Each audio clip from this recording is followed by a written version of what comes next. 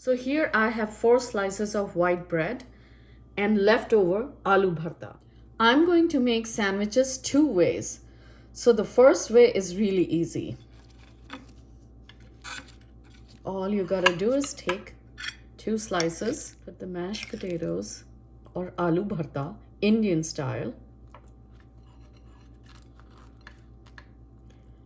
Don't put too much because it will leak out. There you go. And all you got. So I have my sandwich maker heating. There you go.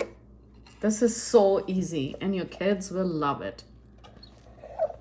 You can use any kind of filling. Let's open. It has been 2 minutes. Let's check. There you go. If you want a little bit dark, you can leave it, but I like this color. If I turn, look at this, it's toasted. And there you go. Your easy sandwich is done.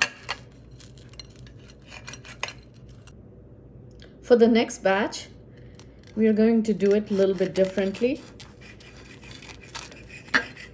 Cut it, then fill it.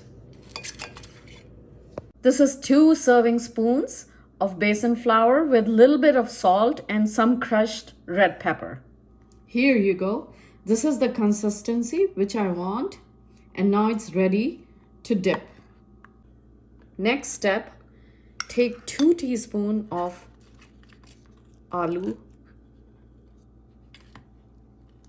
There you go. Okay. Don't overfill or it will spill out. And then kind of press it, the bread. There you go. Then we'll dip this in besan and fry it. And it's gonna turn out so delicious. Yes, the oil is ready. Gently slide it in. Look at it. Look at it bubbling.